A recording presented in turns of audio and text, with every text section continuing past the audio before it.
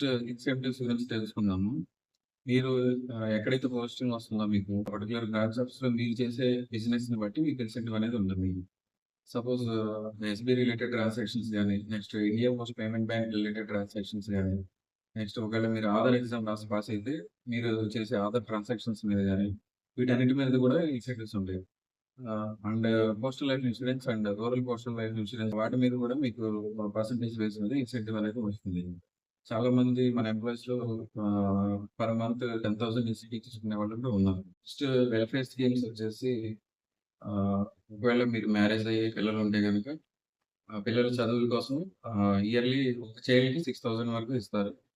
Next ఒకవేళ lady employees అయితే గనక డెలివరీ టైమ్‌లో 6 మంత్స్ లీవ్ అనేది గ్రాంట్ చేస్తారు. నెక్స్ట్ ఇంకా కొన్ని హెల్త్‌కి సంబంధించి కూడా కొన్ని బెనిఫిట్స్ అనేవి ఉంటాయి. సర్కిల్ వెల్‌ఫేర్ ఫండ్ నుంచి మీకు ఇస్తారు. ఫైనల్లీ మనం ఈ జాబ్ మీరు జాయిన్ అవ్వచ్చా లేదా అనేది ఎందుకు జాయిన్ అవ్వాలి? దీనిలో పాజిటివ్ పాయింట్స్ ఏంటనేది చూద్దాం. ఫస్ట్ పాయింట్ ఈ జాబ్ మీకు ఎగ్జామ్ లేకుండా డైరెక్ట్‌గా మీ 10th మార్క్స్ బేసిస్ మీద ఇస్తున్నారు. సో సెకండ్ మనం చూస్తున్నాము ఒక జాబ్‌కి ఎంత కాంపిటీషన్ ఉంటుందనేది మీరు కూడా చూస్తున్నారు. ఒక జాబ్ రావాలంటే ఎంత కష్టపడాలి అనేది మీరు చూస్తున్నారు. అండ్ థర్డ్ పాయింట్ ఇది పర్మనెంట్ జాబ్. వేరే ప్రైవేట్ జాబ్స్ లాగా మధ్యలో తీసేయడం అనేది ఉండదు. మీరు కంపేర్ చేసుకుంటే ఇదే 15,000-20,000 వచ్చే జాబ్స్ ఎప్పుడుంటాయో, ఎక్కడ పోతాయో కూడా తెలీదు. కాబట్టి ఇది మనకి సెక్యూరిటీ ఉండే జాబ్.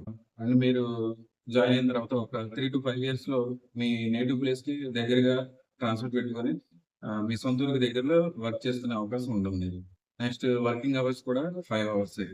నెక్స్ట్ ప్రమోషన్ ద్వారా మీరు కంప్లీట్‌గా సెంట్రల్ గవర్నమెంట్‌లోకి ఎంటర్ అవ్వచ్చు. మీ ఒపీనియన్స్ అండ్ డౌట్స్‌ని కామెంట్ సెక్షన్‌లో తెలియజేయండి. Thank you for watching.